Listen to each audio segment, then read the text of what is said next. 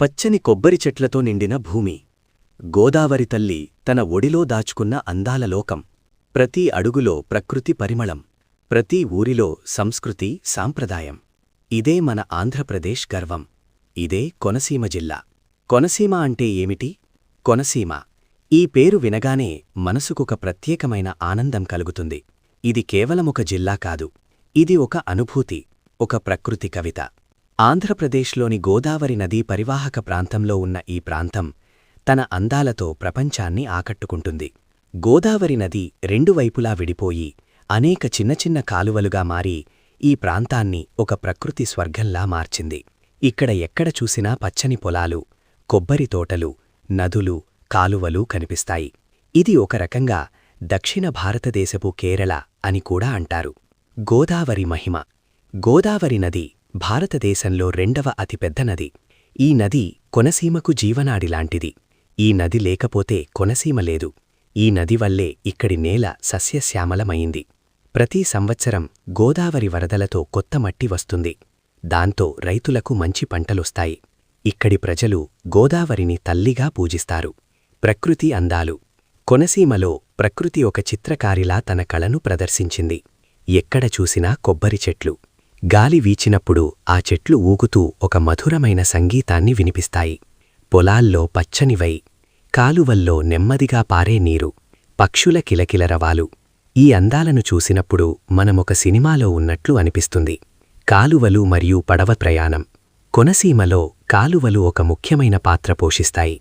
ఇక్కడ రోడ్లతో పాటు కాలువల ద్వారా కూడా ప్రయాణం జరుగుతుంది. పడవలో ప్రయాణం చేయడం ఒక ప్రత్యేకమైన అనుభవం. నదిలో పడవలో వెళ్తుంటే రెండు వైపులా పచ్చని చెట్లు, మధ్యలో నీటిమీద సూర్యకిరణాలు పడుతూ మెరుస్తూ ఉంటాయి. ఇది ఒక కలల ప్రపంచంలా అనిపిస్తుంది. గ్రామ జీవనం. కొనసీమలో గ్రామ జీవనం చాలా ప్రశాంతంగా ఉంటుంది. ఇక్కడి ప్రజలు సాదాసీదా జీవితం గడుపుతారు. వారికి ప్రకృతి అంటే చాలా ఇష్టం. ఉదయం లేచి రైతులు పొలాలకు వెళ్తారు. మహిళలు ఇంటి పనులు చూసుకుంటారు. పిల్లలు పాఠశాలకు వెళ్తారు. ఇక్కడ జీవితం చాలా సులభంగా, ఆనందంగా ఉంటుంది. వ్యవసాయం. కొనసీమలో ప్రధాన వృత్తి వ్యవసాయం. ఇక్కడ ప్రధానంగా వరి, కొబ్బరి పంటలు పండిస్తారు. ఇక్కడి నేల చాలా సారవంతమైనది. గోదావరి నీటితో ఈ నేల ఎప్పుడూ తడిగా ఉంటుంది. రైతులు ఎంతో కష్టపడి పంటలు పండిస్తారు. కొబ్బరి ప్రత్యేకత. కొనసీమ అంటే కొబ్బరి చెట్లు గుర్తుకొస్తాయి. ఇక్కడ ప్రతి ఇంటి దగ్గర కొబ్బరి చెట్లు ఉంటాయి. కొబ్బరి నీరు చాలా తీపిగా ఉంటుంది. కొబ్బరితో అనేక వంటకాలు తయారు చేస్తారు. ఇది ఇక్కడి ఆర్థిక వ్యవస్థలో కూడా ముఖ్యమైన పాత్ర పోషిస్తుంది. దేవాలయాలు మరియు భక్తి. కొనసీమలో అనేక పురాతన దేవాలయాలు ఉన్నాయి. ప్రతి గ్రామంలో ఒక దేవాలయం ఉంటుంది. ప్రజలు ఎంతో భక్తితో పూజలు చేస్తారు.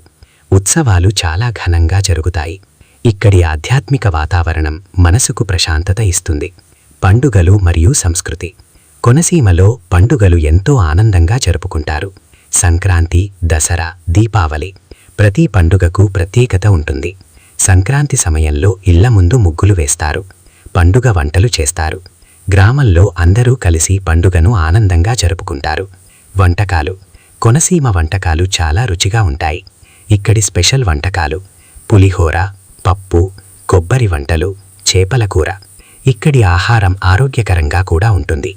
ప్రకృతి, సంస్కృతి, సాంప్రదాయం మూడూ కలిసి ఒక స్వర్గంలా మారిన ప్రదేశం. అదే కొనసీమ.